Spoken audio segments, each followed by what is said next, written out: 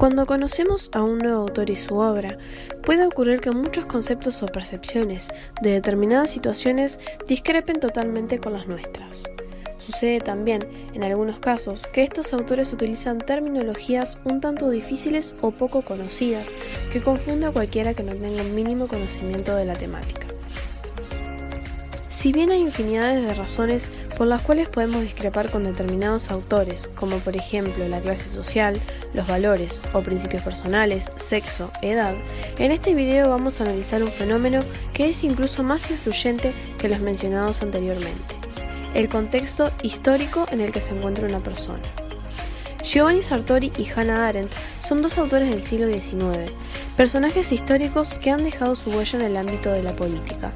A finales del siglo XIX y a principios del siglo XX, Carl Schmitt también se encargaba de trazar su camino en esta ciencia que trata del gobierno y de las sociedades humanas. En este video procederemos a analizar el contexto histórico en el que se encontraban estos tres autores y la influencia directa que tuvo el fenómeno anteriormente mencionado sobre el pensamiento de nuestros personajes. En esta amplia línea del tiempo, repleta de lugares conocidos y algunos que falta conocer, nos centramos en Plettenberg y Hannover, situados en Alemania, un país de Europa occidental. Es de público conocimiento que la historia de Alemania cuenta con infinidades de altibajos y piedras en el camino que aún intenta superar. Dos de nuestros autores, Hannah Arendt y Carl Schmitt, nacieron en esta zona, lo que nos lleva a entender que ambos vivieron realidades con matices semejantes, pero no iguales, ya que no solo vivieron en tiempos diferentes, sino en posiciones diferentes. Florencia es una ciudad de Italia, un país también del continente europeo que se encuentra atestado de historia y una exquisita cultura. Es el hogar de uno de los politólogos más reconocidos del siglo XX, Giovanni Sartori. A continuación, procederemos a explicar el análisis realizado en cada uno de los autores. Luego de una exhaustiva investigación, esperamos poder compartir con ustedes los conocimientos que hemos aprendido a lo largo de este proceso. Giovanni Sartori, de nacionalidad italiana, nacido en Florencia el 13 de mayo de 1924, un politólogo y sociólogo considerado fundante de la ciencia política. Ha sido uno de los intelectuales contemporáneos más relevantes en el análisis de la democracia y en los sistemas de partidos políticos. Se preocupó por el futuro de la libertad y la democracia, lo refirió al origen etimológico de la palabra hasta cómo comprendemos hoy en día el vocablo político, definiendo así la identidad de la disciplina. Tal ocurre con Hobbes. Sartori entiende que el primer poder que tiene el Leviatán era el poder de nombrar, así el poder de la palabra en su completa dimensión. En lo referido a su actividad académica, comenzó de manera arriesgada, debido a las dificultades que imponía la Segunda Guerra Mundial en Europa de 1939. Fue a finales de la década de los años 50 cuando el mundo occidental presentaba cambios políticos y sociales, lo que despertó en él el interés del estudio sobre la democracia. Así, definió la ciencia política como su centro de estudio a la política misma, en función de dos variables.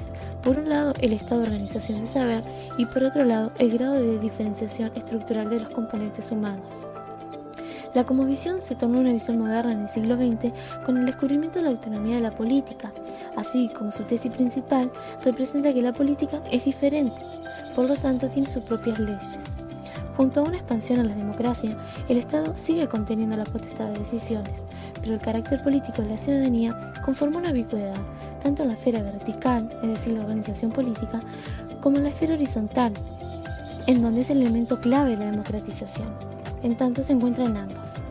Fallece en Roma el 4 de abril de 2017, recordado por sostener que lo político es ese espacio público en el aula, en donde se puede expresar algo que es oído y emitido por la ciudad, lo cual acompaña la teoría política del siglo XX. Arendt nació en Linder, Lima, una localidad cercana a Hannover, el 14 de octubre de 1906. Estudió en las universidades de Hamburgo, Friburgo y Heidelberg. En 1933 comienza su actividad política trabajando para una organización. Su propia casa era un lugar de tránsito para los que buscaban un refugio ante el peligro del régimen nazi. En el mismo año es encarcelada y decide huir a París, pero en 1940 debe irse tras estar internada varias semanas en un campo de concentración. En mayo de 1941 llega a Nueva York acompañada de su segundo esposo y su madre.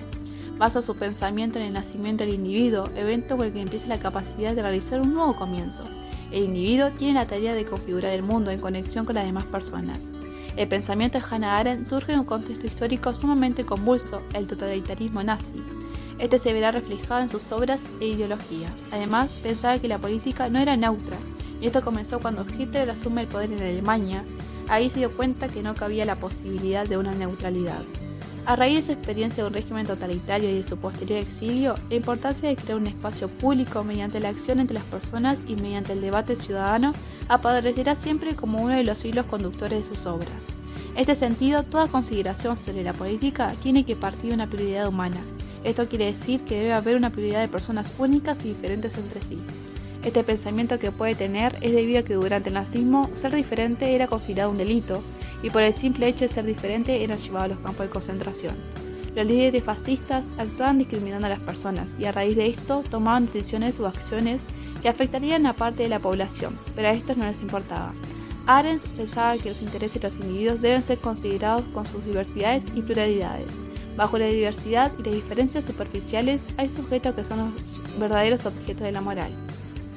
Nuestra filósofa estrella muere en Nueva York el 4 de diciembre de 1975, cuando su corazón lentamente dejó de latir, pero su esencia quedó esparcida en la historia para que los jóvenes conozcan a una mujer fuerte y luchadora que jamás se rindió. Carl Schmitt nació el 11 de julio de 1888 en Plettenberg, Alemania. Hijo de Louis Schmitt y Johann Schmitt, tuvo una hija a la cual le puso el nombre de Anima Schmitt de Otero. Murió el 7 de abril de 1985 en Plettenberg, Alemania. En cuanto a los sucesos más importantes de su vida, podemos destacar que nuestro autor estudió Derecho en la Universidad de Múnich, Berlín y Estrasburgo. Tuvo varios cargos bajo el régimen nazi. Fue miembro del Partido Nacional Socialista. Estuvo unido a la Escuela del Realismo Político. Sus obras hablan de la ejecución práctica del poder político. Fue profesor de Derecho Constitucional. Carl Schmitt vivió en una Europa caracterizada por el conflicto. En su vida atravesó tanto la Primera como la Segunda Guerra Mundial, entre otros conflictos. Para el autor, la historia de la humanidad es la historia del conflicto. Este conflicto se da entre unos contra otros, esto es el conflicto entre amigos y enemigos. Influenciado por la época en que vivió, en medio de varias guerras, para él un mundo sin guerra es un mundo sin política. La política significa conflicto, y este puede llegar a plantear al Estado que exija a sus ciudadanos que luchen y dejen la vida por su comunidad. Afirma que esta comunidad debe estar integrada por personas ligadas en su esencia. Él cree en la necesidad de establecer un poder de decisión que acabe con la lucha de clases, ya que en un Estado liberal no se puede justificar la exigencia de dejar la vida por la comunidad. El Estado es un lugar político que ocupa una comunidad en un territorio determinado. Para él, la forma de gobierno ideal es la dictadura, ya que en una democracia parlamentaria no es posible controlar las posibles situaciones que se generan por la socialización constante en el siglo XX. Este pensamiento es totalmente influenciado por el contexto histórico, social y el territorio en el que nació, se educó y vivió. Finalmente, Carl Schmitt fallece el 7 de abril de 1985 en Plettenberg, Alemania, a la edad de 96 años, luego de dejar su huella en la historia de la política.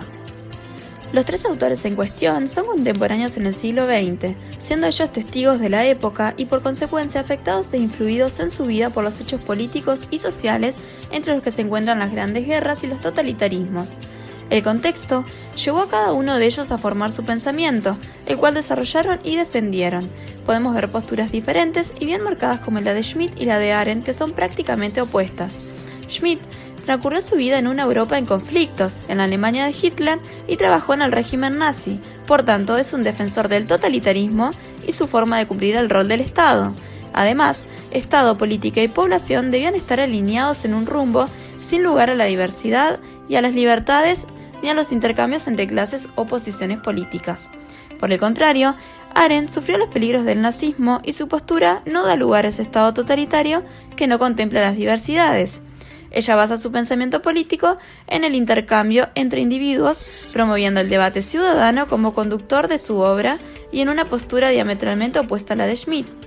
Además de lo opuesto en sus posturas, podemos también ver que se marca un paralelismo con los objetivos que creen que debía tener la política.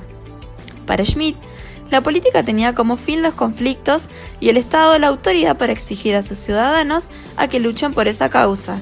Sin embargo, Arendt creía en la política como un espacio para el debate, el intercambio de ideas y un lugar para que todos los individuos piensen por sí mismos, sean diversos y plurales. Por último, cabe destacar que Sartori también difería con Schmitt en cuanto a su postura y a su opinión de la política y el Estado, ya que era un defensor del sistema político como conciliador de partes, algo que en la idea de Schmitt no debía pasar. Sartori no fue ajeno a los sucesos políticos ni conflictos de la época, pero quizás no los vivió tan en primera plana como Arendt y Schmitt. Sin embargo, desde su análisis académico,